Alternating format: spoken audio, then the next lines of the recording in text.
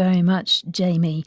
Let's go to Sudan now, where airstrikes, shelling and exchanges of gunfire have continued in and around the capital Khartoum today. That's in spite of the deal signed by both warring parties to allow safe passage to those leaving the conflict zones and to protect aid workers. The talks, which have been going on now for almost a week in Jeddah, have been mediated by the US and Saudi Arabia, and US officials say that they're cautiously optimistic that it will secure the delivery of relief supplies and much-needed humanitarian assistance.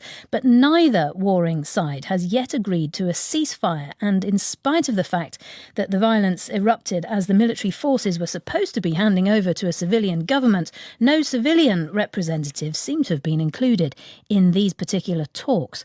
Well, earlier I spoke to Amgad Farid, who is the former chief of staff to the deposed civilian prime minister in Sudan, and I began by asking him first for the latest situation on the fighting in the country. I think the situation have never calmed down for the last 26 days of infighting. The fighting yesterday was very intense, and both RSF and the Sudanese armies are exchanging control over different areas. People are still stranded in their houses, and supplies are running short. I think that we did not witness any tangible change of the trends of fighting since the beginning of this war. Really, because under this new deal, the civilians are supposed to be more protected. Doesn't feel safer at all from what you're saying.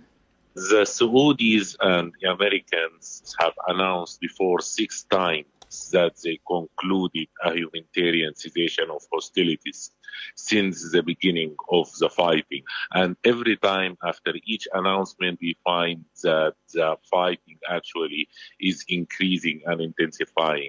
Obviously, both SAF and RSF are taking the opportunity of this announcement to score strategic advancement against the others. It's obviously that they are just having these negotiations just to please the Americans and the Saudis, who do not have real influence on the ground. Let's just talk about those that were at these, let's call them negotiations for the sake of argument, the Saudis, the Americans and the two warring factions. You were part of the civilian government. You were the assistant chief of staff to the former civilian prime minister in Sudan.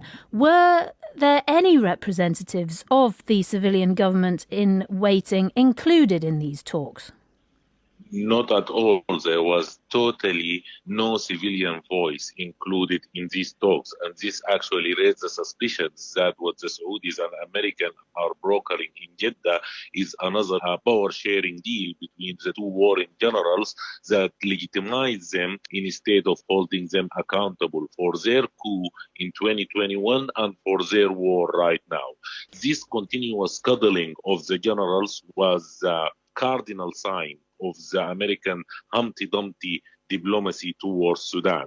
And this Humpty Dumpty diplomacy have fed the general lust and illusion of legitimacy that ended in their competition for more power and ended in war. Goodness. OK, you're saying the US strategy is Humpty Dumpty diplomacy. What would you want to see the Americans doing, though, in terms of trying to promote the idea of the civilian government coming back? Actually, the Americans were only promoting democratic transition in Sudan by just lip service. I think this war could be named Molly's War, Molly's V War, and based on her leaning attitude towards the RSF and towards SAF that gives them the legitimacy of thinking that they can run the country independent from the civilians.